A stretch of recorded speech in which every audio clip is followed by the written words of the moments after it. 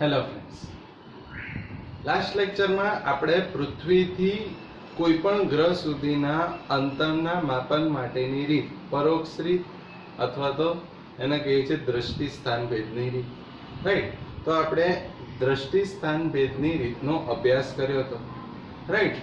કે તમને ખબર જ હશે કે એમાં આપણે શું કર્યું હતું? તો વ્યાસાંત બિંદુઓ પરથી ગ્રહનું અવલોકન કર્યું હતું, રાઈટ? નિરીક્ષણ દિશાઓ મળી હતી, સમતલ કોણ હતો, તો સૂત્ર આવું કંઈક હતું, theta is equals two small D upon capital D, અને એના પરથી આપણે કેપિટલ ડી શોધ્યો હતો, capital D is equals two small D upon theta, right?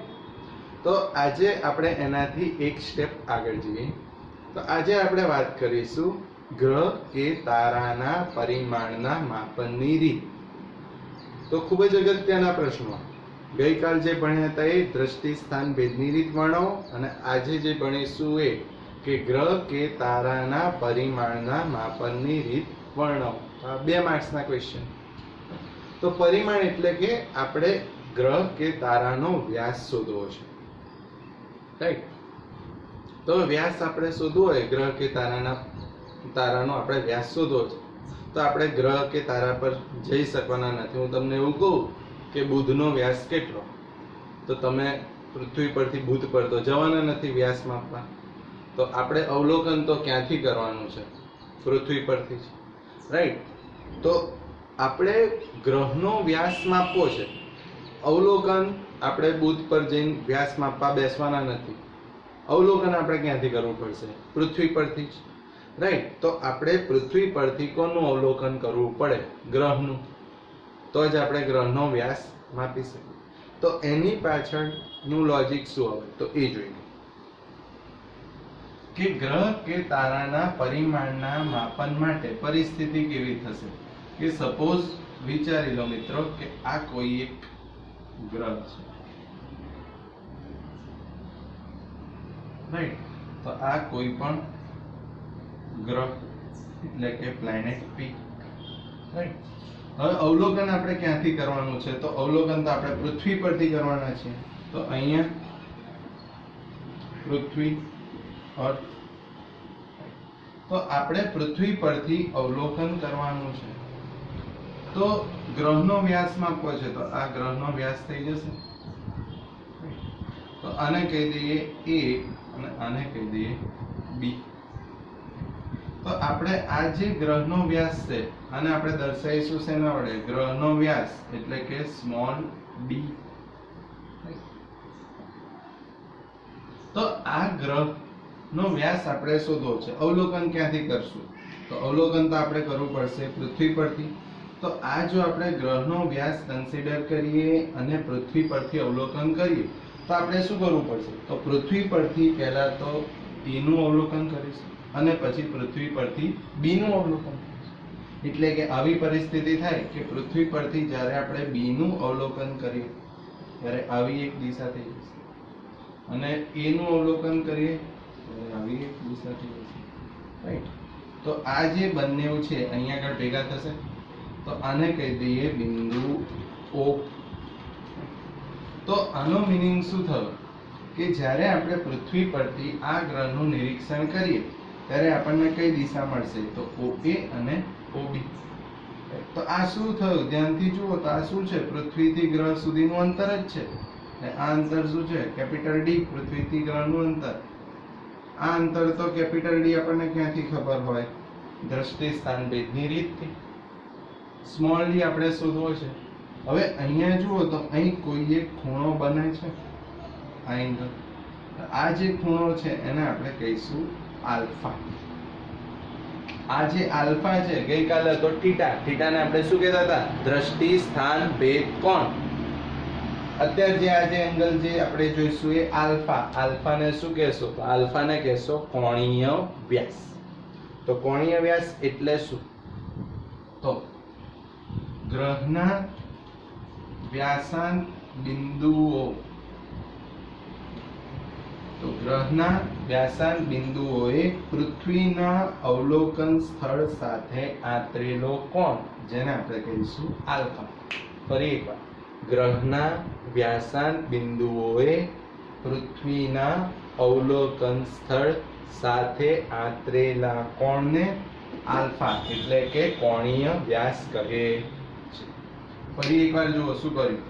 તો આ કોઈ એક ગ્રહ P, અહીંયા પૃથ્વી E, ગ્રહનો વ્યાસ EB. આપણે ગ્રહનો વ્યાસ શોધવો છે. તો આ જે ગ્રહના વ્યાસાંત બિંદુઓ છે એ વ્યાસાંત બિંદુઓ પૃથ્વીના કોઈ અવલોકન સ્થળ O પાસે કોઈ ખૂણો આંતરે, એને શું કહીશું? આલ્ફા. ફરી એકવાર આલ્ફાને શું કહેશો? કોણીય વ્યાસ. આલ્ફા શેની મદદથી મળશે? ટેલિસ્કોપ. કેપિટલ ડી આપણને ખબર છે ઓલરેડી, દ્રષ્ટિ સ્થાન ભેદની રીતથી શોધી શકાય. તો ધ્યાનથી જુઓ ફરી એકવાર, ગઈકાલની જેમ સમતલ કોણ છે જ. તો ફોર્મ્યુલા શું થશે? Alpha is equals two small D upon capital D. Small D શોધવો છે તો સ્મોલ ડી ને આપણે સૂત્ર કરતા બનાવીશું. રાઈટ. તો વાક્ય શું થશે? તો પહેલું, ગ્રહના વ્યાસાંત બિંદુઓએ પૃથ્વીના અવલોકન સ્થળ સાથે આંતરેલ કોણને આલ્ફા એટલે કે શું? કોણીય વ્યાસ કહે છે. રાઈટ. કે ગ્રહના વ્યાસાંત બિંદુઓએ પૃથ્વીના અવલોકન સ્થળ સાથે આંતરેલ કોણને આલ્ફા એટલે કે કોણીય વ્યાસ કહે છે. તો આલ્ફા શેની મદદથી મળે? ટેલિસ્કોપ. કેપિટલ ડી, તો પૃથ્વીથી ગ્રહ સુધીનું અંતર. કેપિટલ ડી, દ્રષ્ટિ સ્થાન ભેદની રીતની મદદથી શોધી શકાય. રાઈટ. કે કેપિટલ ડી દ્રષ્ટિ સ્થાન ભેદની રીતની મદદથી શોધી શકાય. માટે આકૃતિ પરથી શું લખાશે? આલ્ફા ઇઝ ઇક્વલ્સ ટુ સમતલ કોણ એટલે ચાપ. તો ચાપ શું? તો EB એટલે કે ગ્રહના વ્યાસાંત બિંદુઓ વચ્ચેનું અંતર. ગ્રહના વ્યાસાંત બિંદુઓ વચ્ચેનું અંતર, અથવા તમે કહી શકો ગ્રહનો વ્યાસ, અપોન ત્રિજ્યા એટલે શું થશે? પૃથ્વીથી ગ્રહનું અંતર. પૃથ્વીથી ગ્રહનું અંતર. Right. Therefore alpha is equals two શું લખાય? ગ્રહના વ્યાસાંત બિંદુઓ વચ્ચેનું અંતર સ્મોલ ડી અપોન પૃથ્વીથી ગ્રહનું અંતર કેપિટલ ડી. આપણે શું શોધવું છે? તો આલ્ફા ખબર છે, ટેલિસ્કોપની મદદથી મળી જશે. કેપિટલ ડી પૃથ્વીથી ગ્રહનું અંતર દ્રષ્ટિ સ્થાન ભેદની રીતથી મળશે. સ્મોલ ડી શોધવો છે તો સ્મોલ ડી સૂત્ર કરતા બનાવો તો small D is equals two શું થઈ જશે? Alpha into capital D. તો જો આપણે ગ્રહ કે તારાનું પરિમાણ માપવું હોય તો સૂત્ર શું? Small D is equals to alpha into capital D. Right. તો ફરી એકવાર જુઓ, ગ્રહ કે તારાના પરિમાણનું માપન. શું સ્થિતિ થશે? તો ગ્રહનો જે વ્યાસાંત બિંદુઓ છે EB એ પૃથ્વીના કોઈ અવલોકન સ્થળ સાથે કોઈ ખૂણો આંતરે, જેને શું કહેશો? આલ્ફા કોણીય વ્યાસ. તો A થી O, B થી O. તો અહીંયા જે કોણ બન્યો એ આલ્ફા. O થી B સુધીનું અથવા તો O થી A સુધીનું અંતર શું છે? પૃથ્વીથી ગ્રહનું અંતર કેપિટલ ડી, જે દ્રષ્ટિ સ્થાન ભેદની રીતથી મળશે. સ્મોલ ડી શોધવું છે તો એના માટે વાક્ય, તો પૃથ્વીના વ્યાસાંત બિંદુઓએ ગ્રહના વ્યાસાંત બિંદુઓએ પૃથ્વીના અવલોકન સ્થળ સાથે આંતરેલ કોણ આલ્ફા ને શું કહેશો? કોણીય વ્યાસ કહે છે. પૃથ્વીથી ગ્રહ સુધીનું અંતર કેપિટલ ડી દ્રષ્ટિ સ્થાન ભેદની રીતની મદદથી શોધી શકાય. તો આકૃતિ પરથી સમતલ કોણ, તો આલ્ફા ઇઝ ઇક્વલ્સ ટુ ચાપ એટલે AB એટલે કે ગ્રહના વ્યાસાંત બિંદુઓ વચ્ચેનું અંતર અથવા તો ગ્રહનો વ્યાસ અપોન ત્રિજ્યા એટલે પૃથ્વીથી ગ્રહનું અંતર capital D. Therefore alpha is equals to small d upon capital D. Small d શોધવો છે તો small d ને સૂત્ર કરતા બનાવો તો small d is equals to alpha into capital D. Right? Okay, તો આ સૂત્ર તમે યાદ રાખશો. એક તો ગઈકાલ વાળું સૂત્ર અને એક આજનું સૂત્ર.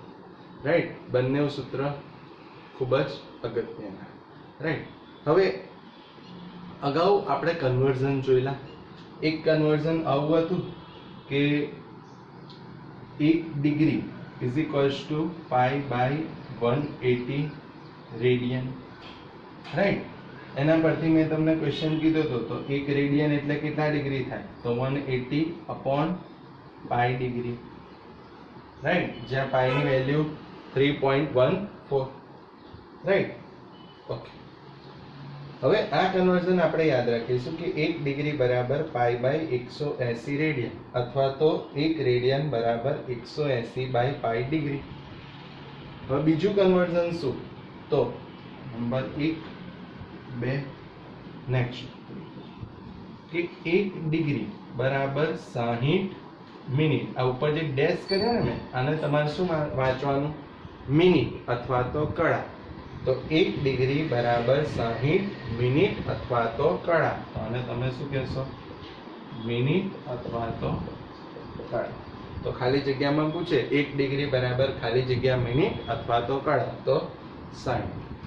ને એ જ રીતના ચોથું કન્વર્ઝન 1 ડિગ્રી બરાબર 3600 દ્વિકળા. અને કહેશો દ્વિકળા એટલે સેકન્ડ અથવા તો તમે એને વાંચશો દ્વિકળા છે.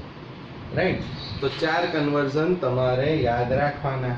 Right, different 4 conversion. પહેલો 1 ડિગ્રી બરાબર પાઈ બાય 180 રેડિયન, એનું ઊંધું 1 રેડિયન બરાબર 180 બાય પાઈ ડિગ્રી. ત્રીજું 1 ડિગ્રી બરાબર 60 મિનિટ અથવા તો કળા. અને છેલ્લું 1 ડિગ્રી બરાબર 3600 દ્વિકળા અથવા તો સેકન્ડ. રાઈટ, તો આ 4 કન્વર્ઝન તમારે યાદ રાખવાના રહેશે.